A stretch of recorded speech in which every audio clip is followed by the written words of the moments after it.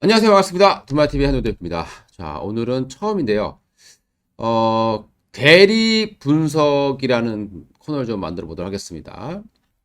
종목을 좀 자세하게 분석하고 싶다라고 생각되시는 분들, 그리고 이제 최근에 이제 이슈가 되는 종목들을 좀, 집중적으로 분석해 보는 그런 시간이고요.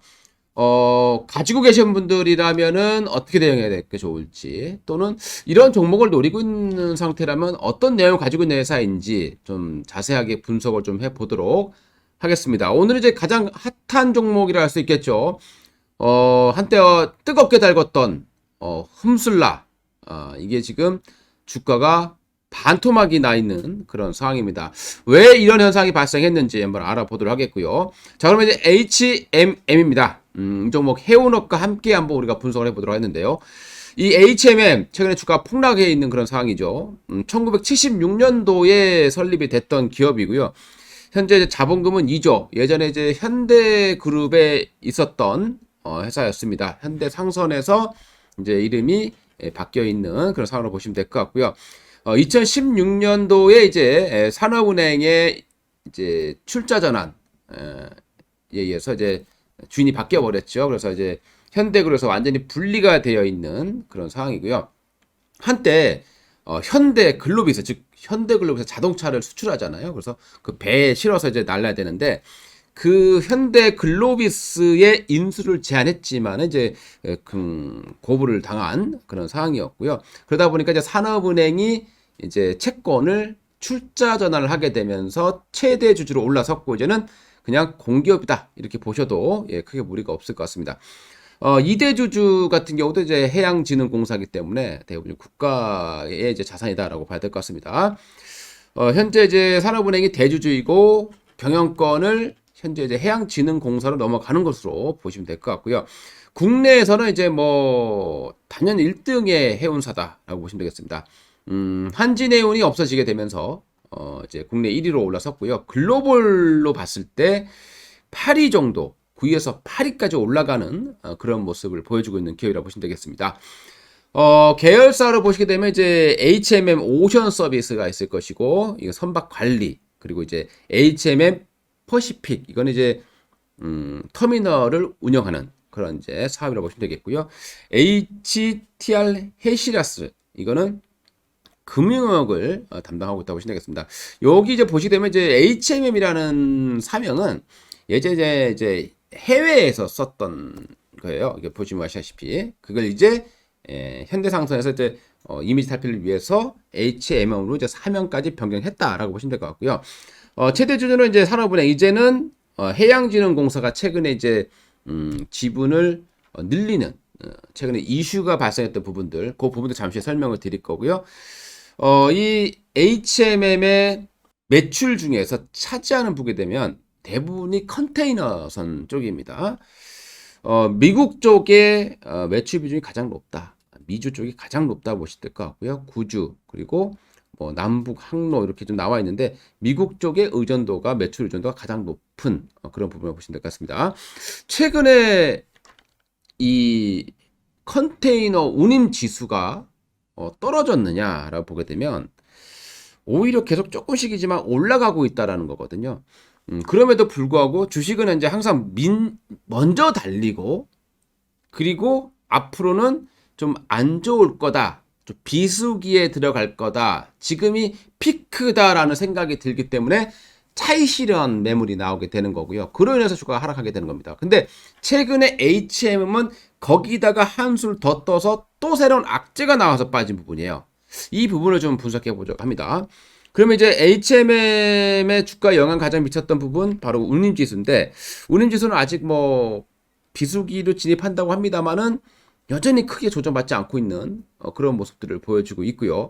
그리고 이제 연말하고 이제 최대 소비 시즌에 이제 들어가게 된다라고 본다라면 아직은 그래도 운임지수가 바로 꺾이지는 않을 그런 모습이지 않겠느냐라고 생각이 듭니다. HMM은 이제 역사를 보게 되면요. 일단 현대상선에서 이제 이름이 바뀌고 나서 그 전에 이제 2M, 머크사가 들어가 있는 부분입니다. 이 2M 이 가입에 실패를 했었고요. 그러다 보니까 이제 상호 협력하자, 이 협정을 좀 체결했었던 부분이었습니다. 근데 이게 현대상선이 HMM이 2M에 들어간 게 아니라 2M 플러스 H로 들어갔다가 이 제휴가 2019년에 이제 끝나게 되죠. 그리고 나서 이제 현재는 D 얼라이언스 정연으로 가입되어 있습니다. 뭐 독일이라든가 이런 기업들이 있는 부분들인데요. 그리고 이제 2020년에 이제 사명을 HMM으로 변경을 했고, 희한하게 이제 사명을 변경은 개명이라고 볼 수도 있겠죠. 사명을 변경하면서 10년 만에 흑자로 전환이 됐습니다. 그리고 HMM 같은 경우는 이제 세계 최대 크기예요. 23,000 TU급 컨테이너선을 보유하고 있죠. 지금 뒷 배경에 보이는 게 이제 바로 건데요. 20피트 컨테이너 하나를 1TU라고 합니다. 그러니까 뭐 우리가 이제 그 크기가 되겠죠. 그래서 이 크기가 바로 이제 한 개의 컨테이너다 알아보시면 될 것 같은데, 우리가 보통 보는 그 한 반만한 정도 큰 것 같습니다. 그런 크기가 1TU, 이게 24,000이니까 24,000개가 들어간다. 뭐 이렇게 이해를 하시면 될 것 같아요. 최근에 HMM 같은 경우에 이제 또 파업 위기가 좀 있었어요. 최초로 이제 파업을 좀 하겠다라고 했었습니다. 그 이유를 보게 되면은 뭐 최근에 이제 다른 어떤 기업들과도 차이가 많이 난다. 그리고 그 해외에 있는 기업들 1위 기업에서 임금을 2.5배에 주겠다. 뭐 이렇게 얘기를 하다 보니까 파업을 하게 된 거고요. 요걸 들어주지 않으면 우리 이직하겠다라고 이제 많이 얘기를 했던 것 같습니다. 근데 이것들이 이제 자초가 되다가 결국에는 최근에 이제 임금을 7.9% 정도 인상시키고요. 성과급 650% 정도 지급하는 걸로 일단 타결이 된 것으로 보시면 될 것 같습니다. 이 지금 뒤에 보이시는 이 배가 바로 이제 이 현대산 HMM이죠. HMM이 최근에 12척을 지금 인도받을 수 있는 배입니다. 길이가 무려 400m고요. 폭이 61m, 높이가 33m 정도로 나와주고 있습니다. 축구장이 한 4배 크기라고 해요. 높이로 따지면 63빌딩 이렇게 세웠을 때는 63빌딩보다는 좀 높다라고 나오고 있습니다. 그리고 컨테이너 24,000개까지 들어갈 수 있는 부분이고요. 그리고 이거를 여기 들어가는 컨테이너를 일렬로 쭉 세웠을 때 서울에서 대전까지의 직선거리가 나온다. 그리고 초코파이로 따지면 70억 개가 들어간다. 뭐 이렇게 어마어마한 크기를 자랑하는 컨테이너 선이다라고 보시면 될 것 같습니다. 이걸 이제 인도 받게 되면 그만큼 또 많은 물동량이 확보가 되겠죠. 다만 예전에 한진해운 같은 경우에도 이렇게 큰 배를 했다가 좋지 않은 결과를 맺었죠. 그만큼 이 너무 큰 이 선을 많이 갖고 있다 보면 이 경기가 바뀌었을 때, 업황이 바뀌었을 때 좀 고정비라던가 뭐 용선료라든가 이런 부분 때문에 이제 오히려 실적에 좀 악영향을 미치는 경우가 많다라는 거 좀 생각을 오히려 하셔야 될 것 같고요. 여기 보면 에펠탑이 한 300m, 63빌딩이 264m 정도거든요. 근데 이 HMM의 이 배를 수지로 세웠을 때 400m. 와, 어마어마한 그런 크기인 것은 분명한 것 같습니다. 이런 이제 그 HMM이 실적이 굉장히 좋아졌어요. 최근에 이제 운임료가 올라가다 보니까 영업이익이 뭐 한 분기 만에 뭐 조 단위로 끌어모으고 있는 그런 상황입니다. 그런데도 불구하고 순이익은 몇 천억밖에 되지 않습니다. 그 내용을 보게 되면은 파생상품 평가 손실이라는 게 있어요. 이게 뭐냐면 우리가 전환사채 있잖아요. 영구채라고 합니다. 영구채, 영구. 이제 이 영구채 같은 경우는 자본으로 우리가 이제 또 이제 IFRS 기준으로 봤을 때 자본으로 이제 산입을 하게 되는데, 산업은행이 전환사채를 발행한 적이 있었어요. 그게 이제 주가가 그동안에 올해 말고 그 전에 주가 계속 빠졌죠. 업황이 안 좋으니까 주가가 계속 내려왔습니다. 뭐 정말 망하는 거 아니냐 이런 생각 들 정도로 HMM이 엄청 힘든 그런 상황이었거든요. 그러다 이제 보니까 이제 이 전환사채를 조정을 하게 됩니다. 그걸 이제 5,000원까지, 액면가가 5,000원인데 5,000원까지 쭉 내렸어요. 이걸 이제 리픽싱이라고 합니다. 보통 이제 최초 발행가 대비해서 30%까지 이제 조정이 가능하다라고 보시면 될 것 같고요. 여기서 이제 사채권 같은 경우, 사채권은 부채로 들어가고요. 전환권 같은 경우도 자본으로 분류를 하게 됩니다. 회계정보상으로. 그리고 전환가액하고 시장 가격을 손익에 반영하게 되는 거죠. 그러니까 전환가액이 5,000원이에요. 5,000원. 근데 지금 주가가 3만 원이다. 따지게 되면 주당 25,000원의 손실이 발생하게 되겠죠. 이게 이제 장부상의 이제 평가 손실로 반영되는 거다라고 보시면 될 것 같습니다. 이건 이제 철저하게 회계상의 문제예요. 그러니까 실제로 뭐 현금이 쭉 나간다거나 이런 손실이 아니다라고 보시면 되겠고요. 결성금으로 보장돼서 이제 이 HMM의 결성금이 한 4조 원 정도 이상, 4조 원 조금 이상 좀 나오고 있는 것으로 보시면 될 것 같습니다. 이게 이제 단기 순이익이 좀 줄어드는 그런 상황이라고 보시면 될 것 같고요. 그러니까 이제 최근에 HMM이 여러 가지로 안 좋다 보니까 배당을 이제 줘야 되겠다라고 생각하는 거죠. 근데 배당을 지금 수익은 많이 났지만 일단 파생 평가 손실이 났기 때문에 순이익은 얼마 안 돼요. 영업이익은 많이 났지만. 그리고 이걸 이제 결성금을 메워야 되는 상황이 되겠죠. 이걸 다 메워야 이제 배당도 줄 수 있을 거다라고 이해를 하시면 될 것 같습니다. 근데 이제 거의 다 평가 손실 이제 이번에 다 행사를 했기 때문에 거의 다 됐어요. 이번에 이제 산업은행이 한 6천만 주 정도 행사를 한 바 있습니다. 최근에 이제 가장 이슈가 되는 부분이 바로 이 영구채 부분이에요. 이 영구채라는 건데 이게 뭐냐? 영구채. 그러니까 만기가 없는 사채 같은 경우에는 이걸 이제 자본으로 분류를 하겠다라는 게 이제 영구채인데요. 근데 이 영구채 중에 이제 뭐 우리가 굉장히 뭐 많이 발행했어요. 뭐 190회까지 발행했으니까 이 해양진흥공사가 있습니다. 해양진흥공사.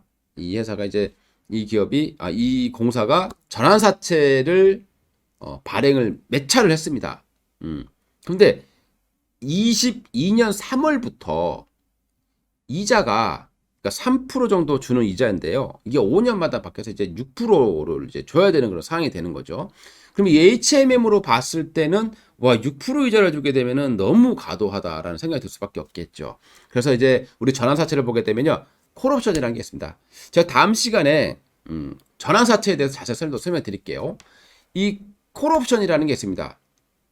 그러니까 이 콜옵션이라는 것은 내가 만기 전에 내가 이걸 행사하게 되면 내가 돈을 갚을 수 있다라고 보시면 되겠죠. 그래서 이 HMM이 얼마 전에 이제 우리가 조기 그 콜옵션을 행사하겠다라고 했었어요. 그렇게 되면 이제 영구채가 이제 자본인데 이게 이제 돈을 상환을 하게 되면 자본이 없어지고 그죠? 그래서 부채 비율이 증가하는 그런 이제 재무적으로 안 좋아진다라고 보시면 되겠습니다. 그리고 이 영구채의 전환가액이 7,173원.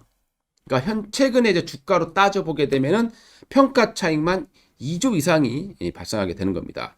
그래서 이 해양진흥공사 같은 경우는 지금 수익이 어마어마하죠. 이런 상황에서 과연 HMM이 얘기하는 콜옵션을 받아들이겠느냐? 그래서 받아들이지 않았습니다. 그래서 콜옵션을 거부를 했죠. 그래서 바로 그냥 이번에 전환사채로 전환한다라고 해서 행사를 했습니다. 이렇게 되면서 이제 산업은행의 지분이 24%대에서 20%로 내려왔고요. 해양진흥공사의 지분율이 4%대에서 19.96%까지 올라와 있는 그런 상황입니다. 앞으로도 남아 있어요. 그러니까 이게 왜 주가에 좀 악재가 됐느냐라고 보게 되면 당장 나올 물량은 일단 아닙니다. 왜냐하면 해양진흥공사는 뭐 아시다시피 공사기 때문에 바로 이게 뭐 이득 냈다고 해서 시장에서 쏟아내는 그런 게 아니라 향후에 이제 매각을 할 수 있다는 걸 산업은행과 함께 그런 부분이 있는 것이고 문제는 이게 지금 100% 상환을 했단 말이에요. 이번 회차에. 그러면 향후에 남아있는 197회차까지에 있는 3조 2,800억 정도의 잔존 이것도 행사하는 거 아니냐라는 그런 부담감을 갖게 되는 겁니다. 그래서 2023년도에 1조 원 정도 남아 있고요. 24년도에 9,600억, 2005년도에 7천억 정도가 남아 있는 상황입니다. 그럼 2022년도에는 일단 없다라고 봐야 될 것 같아요. 요 내용 보시게 되면 이런 것들이 이제 그 최근에 발행했었던 뭐 그런 이제 사모 부분들인데요. 우리가 이제 봤을 때 그러면 이제 HMM을 보유하고 있거나 이제 좀 관심이 있는 분들은 이제 많이 빠졌잖아요. 그죠? 언제쯤 우리가 관심을 가지면 될까? 그리고 가지고 있다면 어떻게 해야 될까라는 부분들에 대해서 고민을 하지 않을 수 없는 그런 상황입니다. 그래서 HMM에 우리가 한번 내용을 한번 볼게요. 여기 보시게 되면 이제 실적부터 한번 보겠습니다. 자, 실적 보시게 되면요. 영업이익이 상반기에만 작년에 9,800억을 올렸고요. 근데 작년에 보게 되면 당기 순이익이 엄청나게 줄어 있습니다. 이게 이제 전부 다 이제 파생상품 손실이다라고 될 것 같고요. 근데 올해 상반기 같은 경우도 2조 4천억 정도의 영업이익을 달성을 했지만 순이익은 3,600억 정도밖에 되지 않습니다. 2조 원 정도가 파생상품 평가 손실로 잡혔다라고 보시면 될 것 같습니다. 그러면 이거는 이제 거의 마무리됐다 이제. 보셔도 크게 무리가 없을 것 같고요. 이번에 또 해양진흥공사에서 했던 부분들도 또 다시 이게 또 악재가 될 가능성이 좀 있다라고 판단이 됩니다.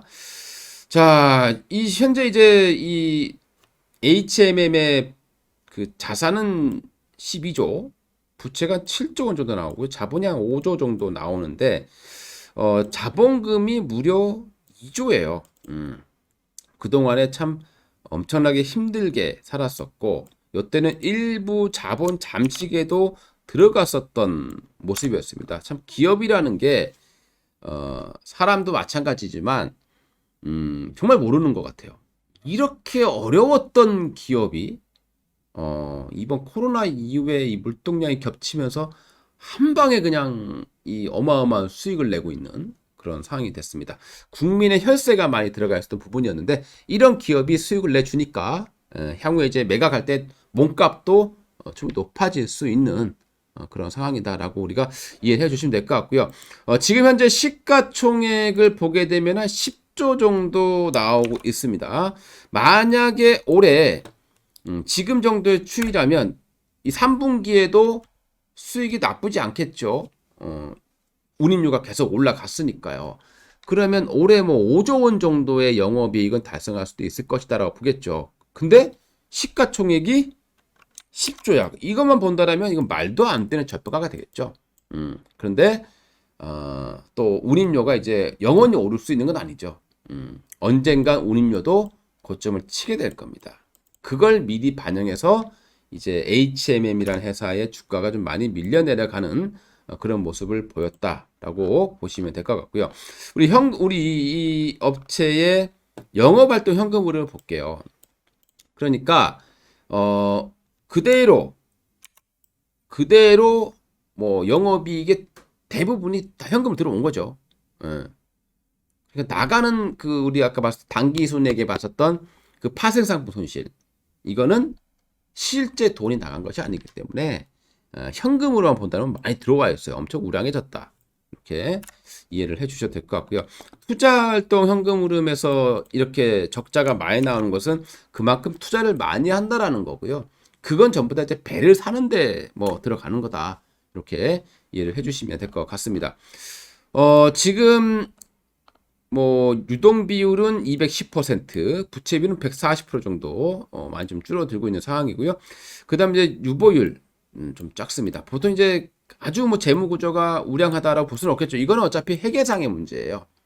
회계상의 문제다 보시면 될 것 같고 실제로 현금은 좀 많이 들어와 있다라고 보시면 될 것 같습니다. 그리고 이제 실제로 현금을 그럼 얼마 정도 가지고 있느냐를 보게 되면은 현금성 자산이 2조 원 정도예요. 그러니까 돈을 많이 벌어서 이게 현금 들어가 있다. 네, 이렇게 보시면 되겠습니다. 뒷주머니가 두둑해져 있는 그런 상황으로 이해를 해주시면 될 것 같습니다. 자, 그러면 이제 주가를 한번 가서 보겠습니다. 이 HMM의 현재 주가를 보시면 뭐 고점에서 일명 제가 제일 하지 말아라 했던 게 바로 헤드 앤 숄더 패턴입니다. 이 HMM이 바로 전형적인 헤드 앤 숄더, 왼쪽 어깨, 머리, 오른쪽 어깨 만들고요. 그대로 네크라인 깨졌습니다. 이 헤드 앤 숄더의 공식을 제가 많이 강의를 드렸죠. 그래서 주식은 배워야 된다 말씀을 드리는 거죠. 그러면 HMM의 매도 타이밍은 여기였다라는 겁니다. 자, 헤드 앤 숄더의 매매는 왼쪽 어깨, 머리, 오른쪽 어깨, 네크라인 깨지고요. 네크라인이 깨지고 깨지면 주가는 반등이 나옵니다. 반등이 나왔다가 이 네크라인을 돌파하지 못하고 다시 내려가는 경우가 굉장히 많이 있는 거죠. 그러니까 헤드 앤 숄더의 이 패턴이 나온 종목은 당분간 절대 사시면 안 된다는 겁니다. 최근에 대형주급에서 이렇게 해서 급락한 종목들이 굉장히 많이 있다는 거 판단하시고요. 앞으로는 그런 우를 범하지 않기를 다시 한번 말씀드리겠습니다. 자, 근데 지금 주가는 이제 5만 원대에 있던 주가가 2만 5천 원까지 거의 반토막까지 내려와 있는 상황입니다. 반토막까지 내려오는데 딱 4개월 걸렸습니다. 자, 주가가 무조건 반토막 났다고 해서 싸냐? 그것도 아니죠. 그래서 가치 평가하셔야 되는데 일단은 HMM의 영업이익 올해까지 보면 5조를 돈다라면 10조라는 영업이익이 일단은 분명히 저평가예요. 내년에 좀 안 좋아진다고 하더라도 일단 현재만 보더라도 좀 저평가된 건 분명합니다. 그러면 어느 정도 주가가 빠지면 반등은 나오겠죠. 그러면 HMM은 제가 볼 때 뭐 이 부분은 올라가겠느냐 또 모르죠. 해운이 지금 당분간 계속 좋을 수밖에 없겠죠. 앞으로 모바일도 우리가 온라인 쇼핑 뭐 이런 부분들이 이제 이게 일시적인 게 아니라 뭐 직구라든가 이런 부분이 일시적인 게 아니죠. 그리고 앞으로 몰려있는 분도 많이 있고. 자, 그러면 HMM은 언제쯤 바닥을 칠 것인가? 이 시계에서 물량은 나오지 않아요. 거의 나올 가능성이 별로 없습니다. 그러니까 그 물량이 상장되는 게 11월 중반 조금 안 될 겁니다. 그러면 제가 볼 때는 HMM 정도 이제 악재 노출이 됐고요. 그러니까 여기서 빠졌던 거는 뭐냐? 여기까지 빠진 거는 이제 이제 오른 만큼 올랐다 운임 지수가 선반영하는 부분들이 있는 것이고요.